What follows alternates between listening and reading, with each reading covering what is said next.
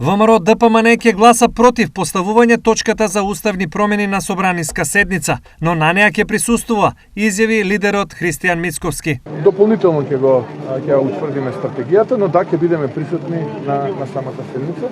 И она што знам сигурно е дека ќе гласаме против тој дневен ред кој што ќе вклучува точката за отпочнување на потребата за отварање на уставот.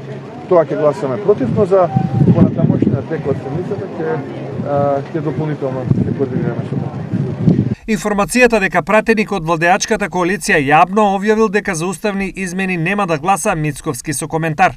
За мене е она важно на оние 44 пратеника кои што доаѓаат од коалицијата на ВМРО ДПМН и знам дека тие сигурно нема да гласат под овие околности, нема да прифатат бугарски диктат, а ние како една влада сме подготвени да седнеме и да разговараме, да видиме како можеме заеднички да ги промениме тие околности кои што денеска се на маса. Расправата на иницијативата за уставни измени според Собранискиот деловник може да трае 10 дена, но што во случај доколку за иницијативата се констатира дека нема доволно мнозинство. Собранието одлучува доколку има потребно мнозинство за одлучување. Така да во тие рамки не можам да претпоставам што ќе се случува, како ќе се случува.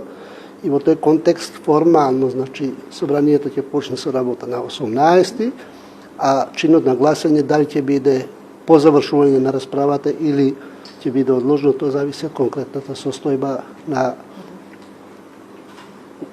деновите во кои што тече.